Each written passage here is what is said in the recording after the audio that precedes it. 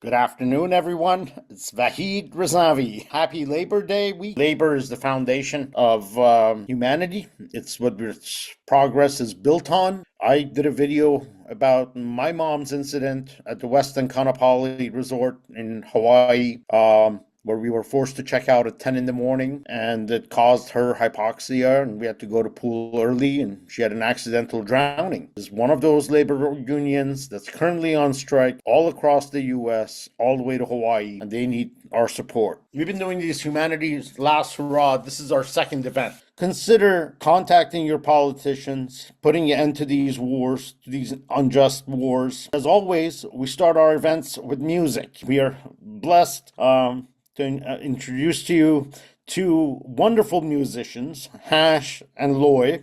I had the pleasure of meeting Loy at an event, and I wanted to hear more of his music, so they have agreed to share. And so, with that, the floor is theirs. Hash and Lloyd, please take it away. Hi everyone, thanks Wahid for the introduction and for everyone for watching and for you to have us on this event.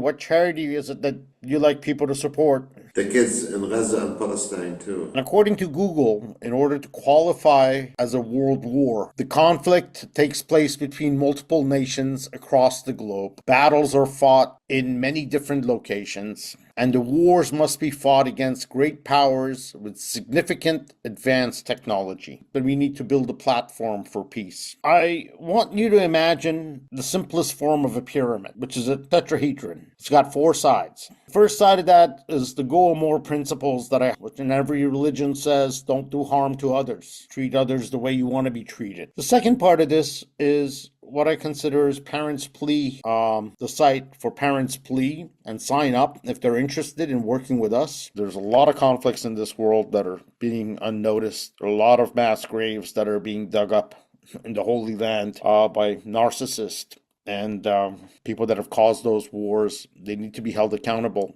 And I don't know if they'll ever see judgment, but at least people will know who's causing these bloodbaths. Dr. Karen Melander Magoon. I'm taking some poems from two of my books. I guess I'm starting with Solitude. Solitude, like single drops of rain, flash alone, disintegrate in blossoms of water, wet petals etched on glass, subsumed in earth, slide on wet pavement, drop again from damp leaves, lose themselves on the surface of oceans, in the maelstrom of waterfalls, in the turmoil of wind, alone, single, yet absorbed again by themselves, speaking solitude. Your wounds upon my flesh will cause you suffering and pain. Your arrows harm you only as you aim into your heart. I want to first of all say that I'm here as a regular old mom, just a normal person that has one of my best friends is Palestinian, and I interviewed her dad, who went through the 1948 Nakba, and there was a story that really, but when you go, you see these walls, a definition of apartheid, and, is really kind of separation. The way salespeople are like, oh, no, I'm not interested. They're like exuberant love within them. And this is actually this is me sharing their story. Yeah, and thank you so much for sharing those slides and images and sharing your story. And maybe once there was peace in Palestine.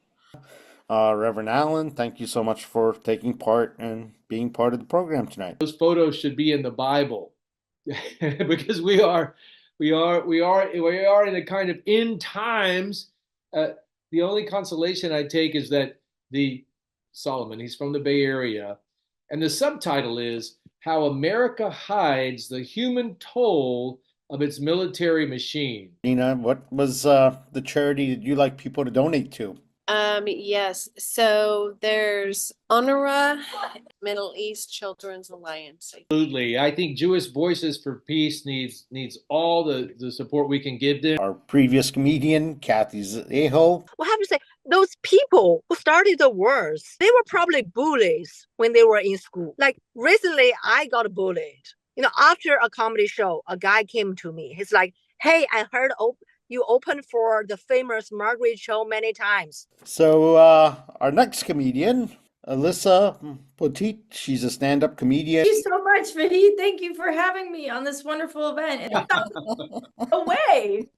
This is just what happens when you listen to those people in college. They're like, "Oh, go get a job doing something you love." And I'm like, there's nothing I love more than disappointing my parents.